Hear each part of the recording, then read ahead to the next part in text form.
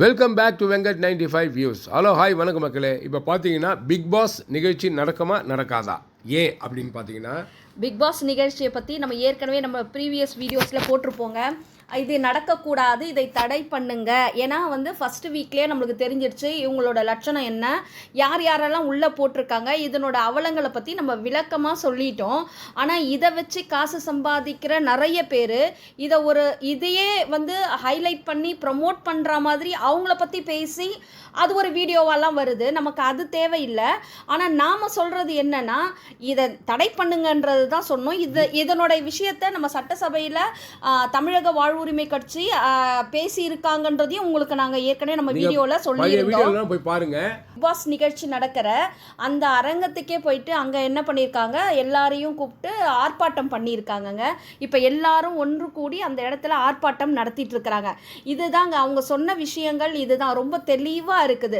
ஏன்னா இப்போ உள்ள வந்த கண்டஸ்டன்ஸ் ஒவ்வொருத்தரையும் பார்த்தீங்கன்னா என்ன மாதிரியான பேக்ரவுண்ட்ல இருந்து வராங்க. பேக்ரவுண்ட்னா நீங்கள் உடனே தப்பாக எடுத்துக்காதீங்க. அவங்களுடைய பின்புலம் என்ன, அவங்கெல்லாம் எதை ரெக்கமெண்ட் பண்ணுறாங்க, எதை இன்ஃப்ளூயன்ஸ் பண்ணுறாங்க சமுதாயத்துக்கு. அப்போ நல்ல விஷயத்தை இன்ஃப்ளூயன்ஸ் பண்ணுறாங்களா அப்படின்றது பார்க்கணும்.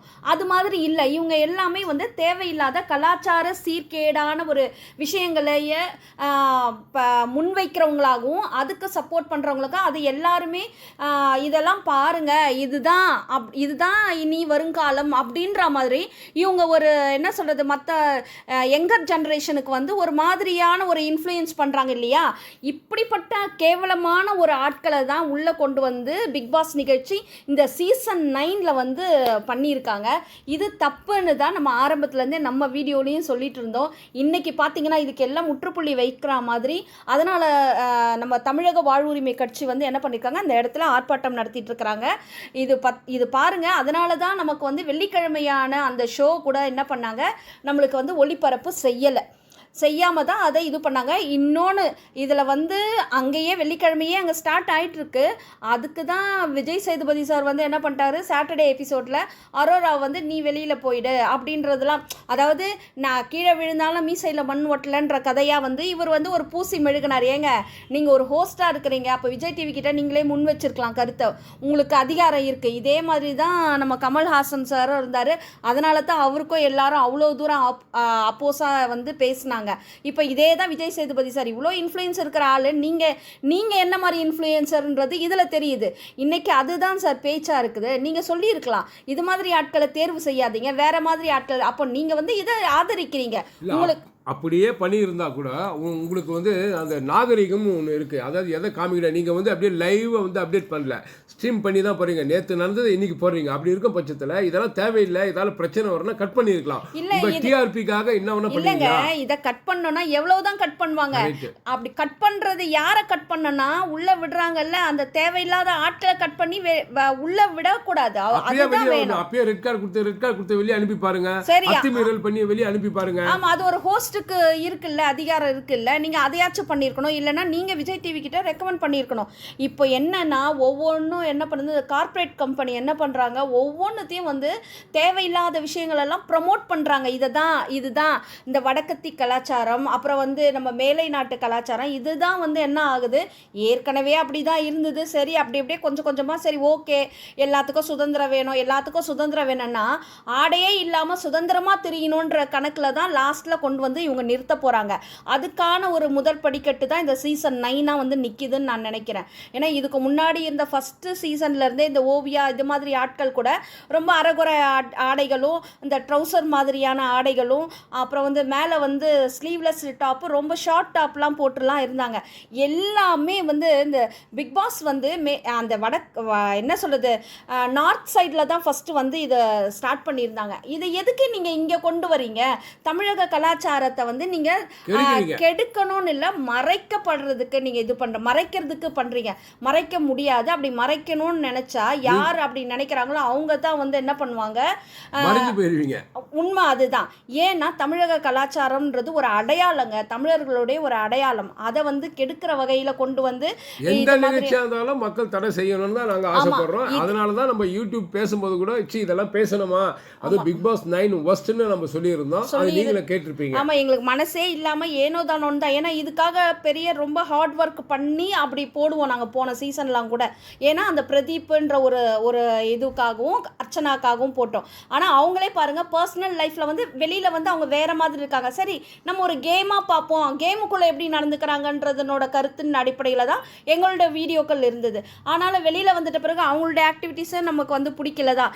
ஏன்னா அந்த அடையாளமே இல்லை. தமிழர்கள் அந்த ஒரு என்ன சொல்கிறது, ஒரு கலாச்சாரம், ஒரு பண்பாடு எதுவுமே இல்லாமல் ரொம்ப அசிங்கமான ஒரு கேவலமான ஒரு தராதரம் இல்லாத ஒரு செயலை தான் இந்த இடத்துல வந்து இந்த பிக் பாஸ் நிகழ்ச்சி வந்து என்கரேஜ் பண்ணுறது. ஆனால் இந்த முருகன் ஐயா அவர்களை உண்மையிலே பாராட்டத்தக்க விஷயம். ஏன்னா ஏற்கனவே டாஸ்மார்க்குக்கும் ரொம்ப குரல் பெண்களுடைய பாதுகாப்புக்காகவாவது இருக்கட்டும், எல்லா விஷயத்துக்குமே அவர் என்ன பண்ணுறாரு, சட்டசபையில் நேரடியாக போயிட்டு குரல் கொடுக்குறாரு.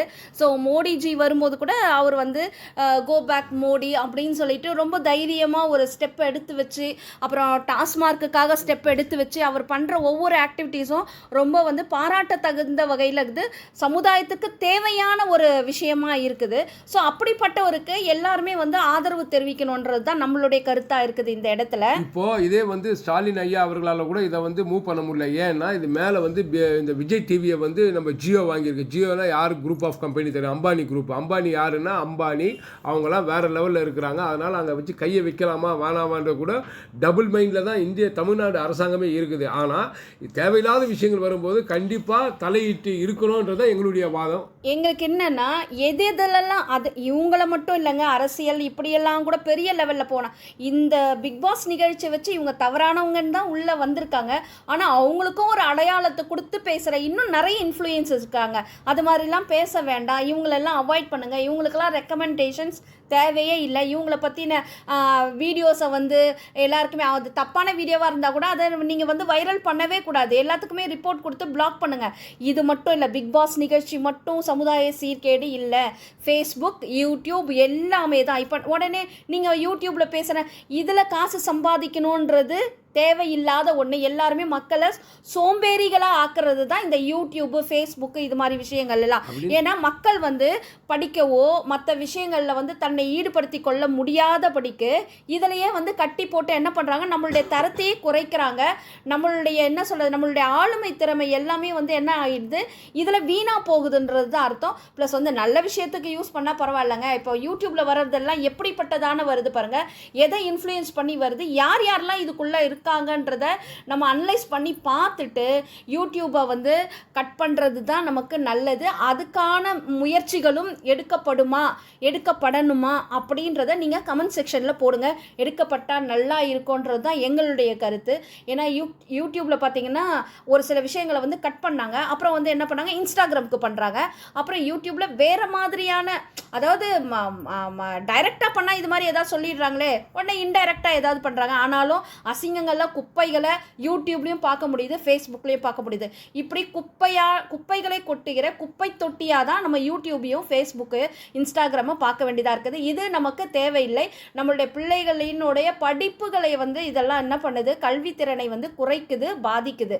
அதனால தான் தெரியாதனமாக சின்ன பிள்ளைங்களாம் இன்ஸ்டாகிராமில் அக்கௌண்ட் ஓப்பன் பண்ணி இது மாதிரிலாம் பண்ணுறாங்க. ஸோ இதெல்லாம் கேள்விப்படும் போது சமுதாய சீர்கேடுகளை உண்டாக்குகிற இது மாதிரியான விஷயங்களை தடை செய்யணும். அப்படி தடை அப்படின்னு சொல்கிறவங்களுக்கு நம்மளோட சப்போர்ட்டை கொடுக்கணுன்றது தான் நம்மளுடைய எண்ணமாக இருக்குது. ஆக மொத்த மக்கள் இந்த வீடியோ உங்களுக்கு கண்டிப்பாக பிடிச்சிருக்குன்னு நினைக்கிறேன். பிடிச்சிருந்தா லைக் பண்ணுங்கள், கமெண்ட் பண்ணுங்கள், ஷேர் பண்ணுங்கள், சப்ஸ்கிரைப் பண்ணுங்கள்.